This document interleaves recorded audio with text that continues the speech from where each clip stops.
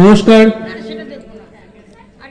কবি সুকান্ত ভট্টাচার্যের দেশলাই কাঠি। আমি একটা ছোট্ট দেশলাইয়ের কাঠি, এত নগণ্য হয়তো চোখেও পড়ি না, তবু যেন মুখে আমার উসখুস করছে বারুদ, বুকে আমার জ্বলে উঠবার দুরন্ত উচ্ছ্বাস। আমি একটা ছোট্ট দেশলাইয়ের কাঠি। মনে আছে সেদিন হুলস্থুল বেঁধেছিল, ঘরের কোণে জ্বলে উঠেছিল আগুন, আমাকে অবজ্ঞা ভরে না নিভিয়ে ছুঁড়ে ফেলায়। কত ঘরকে দিয়েছি পুড়িয়ে, কত প্রাসাদকে করেছি ধূলিসাৎ।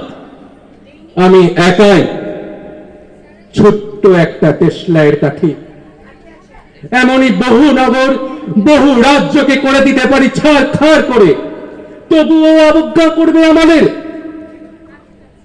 মনে নেই এই সেদিন আমরা সবাই জ্বলে উঠেছিলাম একই বাক্সে, চমকে উঠেছিলে। আমরা শুনেছিলাম তোমাদের বিবর্ণ মুখের আর্তনাদ।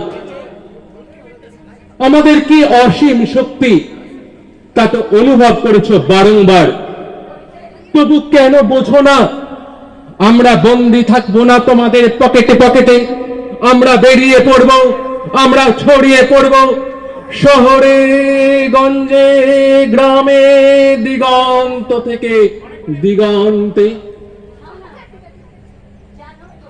আমরা বারবার জ্বলি নিতান্ত অবহেলায়, তা তো তোমরা জানোই। কিন্তু তোমরা তো জানো না তবে আমরা জ্বলে উঠব সবাই শেষবারের মতো। নমস্কার।